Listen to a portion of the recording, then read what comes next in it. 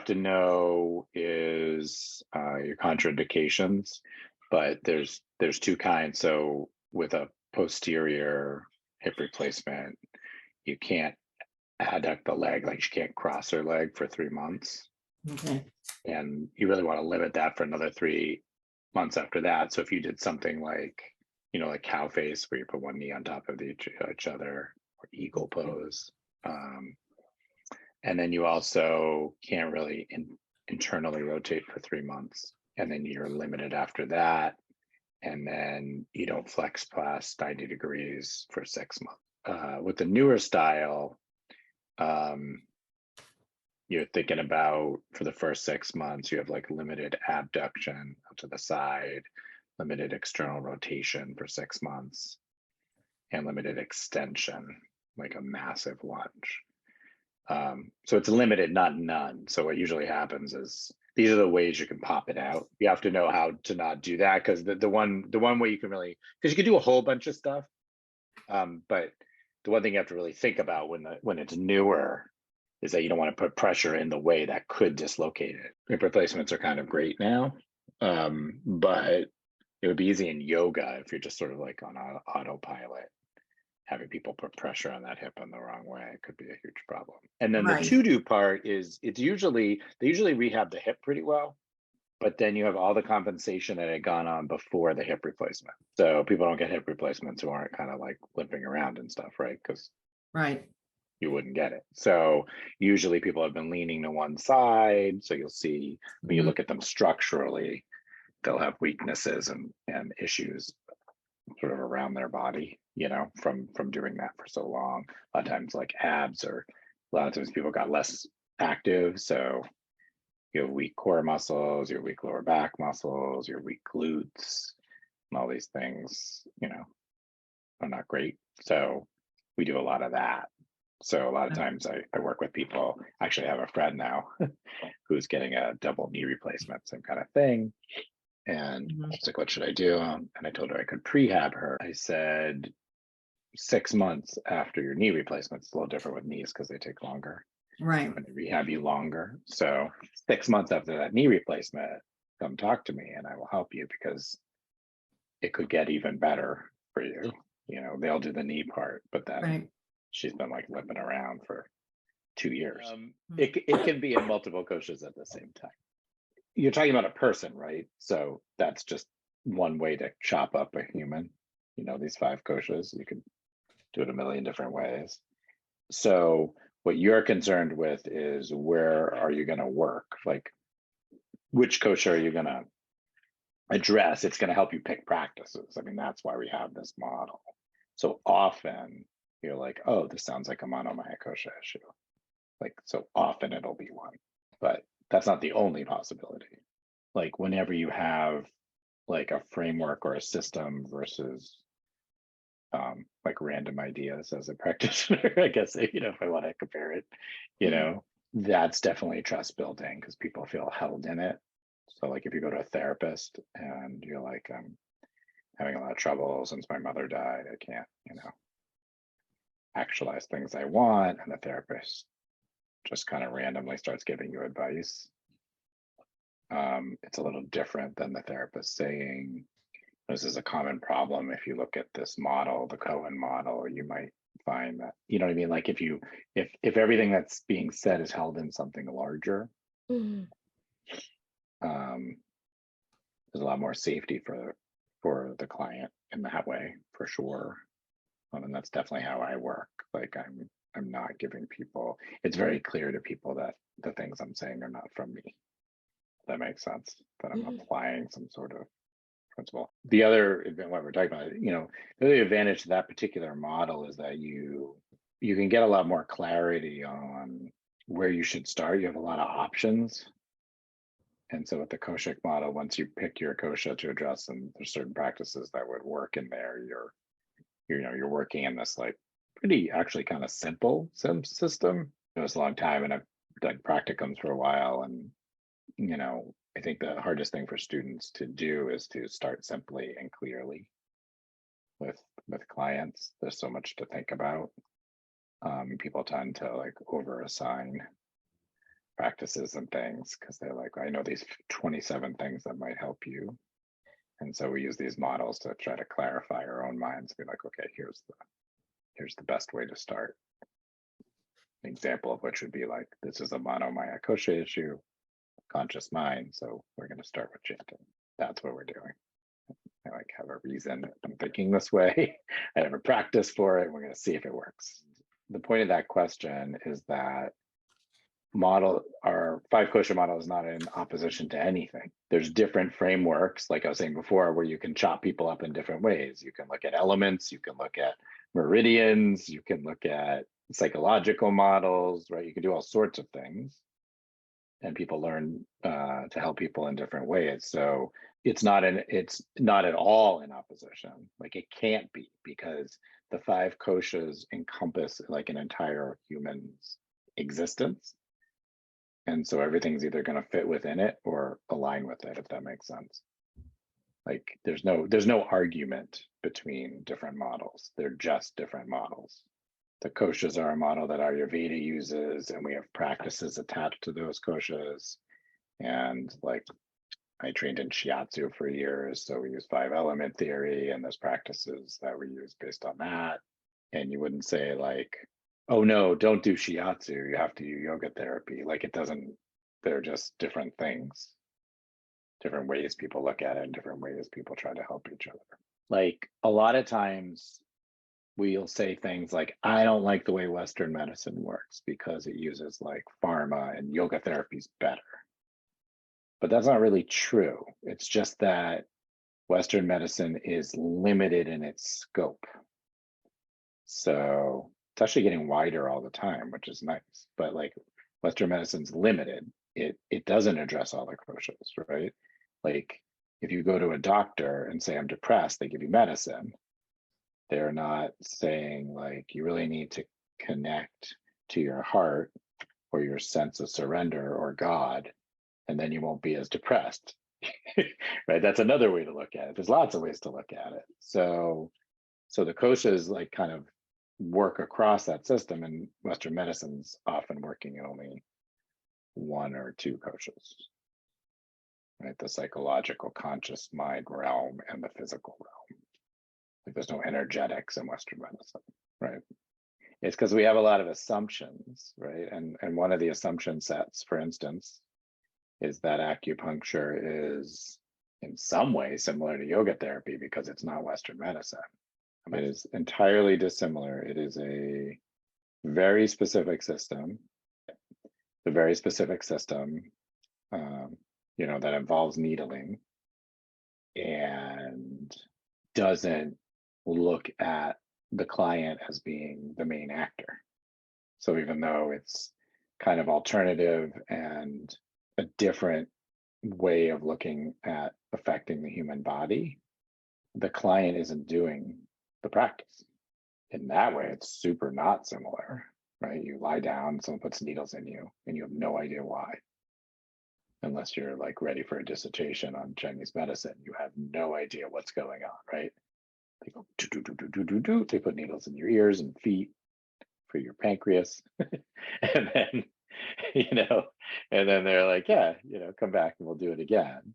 I'm a super fan, but I'm gonna go with they're not similar. So many yoga therapists are like, I'm into yoga, I'm into Reiki, I'm into acupuncture. I really like my chiropractor. Don't like my doctor, which I always find fascinating point of view. For me, really dig my yoga therapist, who's me, so that's good. And then I like my doctor. So we don't want to come in with like preset notions. The way it's similar possibly is that it's coming out of a system that believes that the body's systems can fix themselves. I mean, the history as I know it is that Krishnamacharya, who was born in like 1881 or something like that, he's considered, there's other people that did stuff, I'm sure, but the grandparent of it all. So he had a lot of knowledge and taught a lot of different people. And then you would go to him and he would give you different practices depending on how he thought, you know, you should be taught and based on your conditions and things. And so he sort of started this trend. So historically, yoga therapy is really new, super new. But like you're saying, like there's a whole science of Ayurveda before it.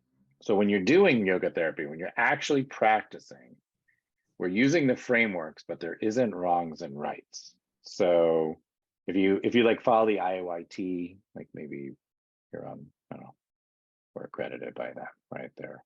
And they're really into evidence-based practices, of which there's hardly any. Like literally. There's research, it's just ongoing. So we know from that research that it's looking good for certain things, but in terms of like Western standards, it's like there's hardly anything that like makes the bar, because those studies cost 5 million and up, and usually they do studies that cost like, you know, 20 grand. So there's some, which is great, and there will be more. But what we have to remember is that, you know, we're working off of systems, anecdotal evidence, stuff that's been passed down from teachers and people that have used it. And so there's not always going to be a right and wrong answer. Like, how do I work with this person? You know, there's only one right answer, is like, did this practice help this person? Is it working? How do I evaluate if it's working? What would be, and then we teach you framework. So you have, you know, if it's not working, especially, okay, what would be my next best, you know, option here? What's another way to look at it? What's another thing this person could try? So you're walking into a field, well, where there's not tons of evidence. But I will also say that that's not really that much different than Western medicine. So you're interested in chronic pain, since you're brave enough to be talking today. So you're interested in chronic pain, right? So people are giving people opioids for chronic pain all these years. Where if you had talked to me 8 years ago, I'd be like, opioids are insane. They're insane. I'm working with people all the time and they're in more pain on the opioids than off of them. Yet those had $10 million studies behind them.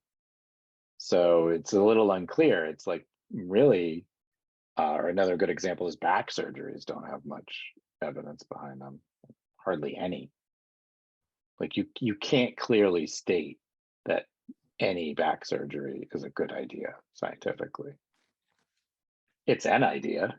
I'm not saying that they're good or bad, and it's no different than what we do. So I'm not disparaging back surgeons at all. I'm just saying they're like, I think this will work based on all this stuff. I can't prove it because these are hard studies to do, right? Like, how do you get 400 people who need the same back surgery and are experiencing the same symptoms, and then don't give the surgery to half of them? I mean, they do these studies, but it's like, it's really hard. It's really hard. It's not. So, you know, anyway, in our mind, right, we believe it to be one way, but there's not a lot of answers that are just black and white. One of the things that happens with chronic pain is that the brain gets better at feeling pain over time. Think of it this way, like every time your brain gets a chance to feel pain, it's building new pain neural pathways for that type of pain. So what we know is that people in chronic pain are more sensitive to pain. So one of the things that eventually should happen is some sort of meditation practice, because it'll help the brain rewire. We know that to be true. Makes the brain more malleable. And there's lots of different ways to do contemplative practice, but that would be like at the top of my mind, because you're in pain and now we don't know, right? You had the surgery, which is great, and now we have no idea. There's no real relationship to what's going on in your body and the pain exactly, because pain is so individual. And since you've had it as a kid, you're probably really awesome at feeling pain. Like that's your superpower, you know, now, congratulations. Thank you. So now what we would have to figure out is how to rewire you, and it would take a while, but it's like, how do you rewire yourself over time? So the short version of that is you should definitely be a meditator in a way that works for you, whatever that is with your, life and pain and brain right now. Because we know from studies that the brain can rewire. And I've seen remarkable results. I use yoga nidras a lot because they're easier for most people. And I mean, I've worked with people that have been in pain for 20 years that I've seen in 6 months, I've seen their pain shift 50, 60, 70% over and over again. I've seen that. So most people don't do that, obviously, right? Most people don't meditate and things like this. And when you're in pain, it's not your go-to, right? You're like, my shoulder hurts, I should meditate. Like, that's not, it doesn't even make sense, to think that way. But it turns out that if you've been in chronic pain, you have to look at it slightly differently. Because the mind gets stuck, like the brain, not the mind, the brain, right, gets less malleable all the time. And without inputs like meditation. Yeah, often you'll have like a doshic diagnosis that matches their mental health status, so you'll do yoga practices. The most common one is vata imbalance, which is produces anxiety. So we'll give people practices like moving and breathing or pranayama to work with their nervous system and anxiety, right? We don't talk to them about their anxiety. Like, how do you feel about, tell me about your mother. Like, we're not analysts, right? Yeah. We're like, here's practices. It's all we do. So yeah, we're completely qualified to work with mental health, but only in our scope. And there's a lot of therapists in this school because they know that there's other things that can be done, to help people. What I would encourage you to sort of focus on is this. When you say, like, I get the general idea, that general idea is the thing. So if somebody moves and breathes in sync, especially if their breath is lengthened on the exhale a little bit, you are going to achieve vata balance in their system. It's going to help with that. Doesn't matter what asanas you do. Okay. And the reason I did it that way was sort of like, I'm not going to tell you what asanas do. You're all from different traditions. It's not that I don't want to. It's just that my sequences, and as you take seminars with me and stuff, you'll see this, like, they're really boring. Like, yoga therapy is boring, right? So vata balancing sequences are like warrior 1, move and breathe, warrior 2, move and breathe, bridge pose, move and breathe. And then you think to yourself, God, I wish I knew more. You don't need to know more for that purpose. Does that make sense? Yeah. Like, you don't want to do more because it's going to disturb the vata. So pitta is a little different, right? Pitta, you're going to want to do things like sun salutes and plank poses and like slightly more challenging things to catch up with that pitta first, and then slow it down. You could do it with the same asanas. It doesn't matter. And then kapha, again, same kind of thing, like a whole bunch, slightly different, like a whole bunch of big muscle groups. So standing poses, larger muscle groups, salabhasana, bridge pose on the ground, stuff like that, right? Moving and breathing and then held, right? At like a level that's challenging enough, but not too challenging, right? For the client. So I could literally give you the exact same 6 asanas. If you can do that, if you can do those 6 asanas, right? 3 standing, 2 on the ground, and a lying down thing, or whatever, in those 3 different ways, you have 100% got it.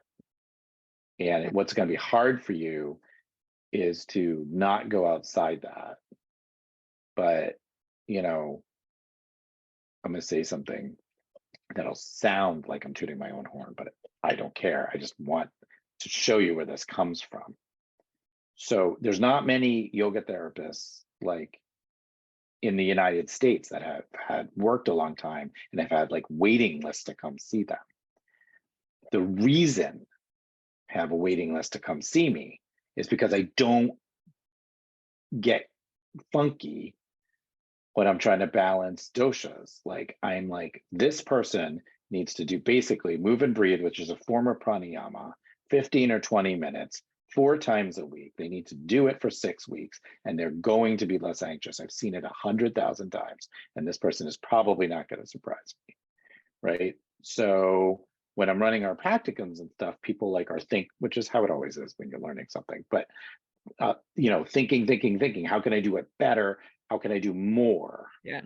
People don't like more. People don't want to do more than 15 minutes a day. People, I mean, I'm not saying you can't, but you know what I mean? People like, when's the last time you moved and breathed in sync smoothly for 20 minutes? When's the last time you did that?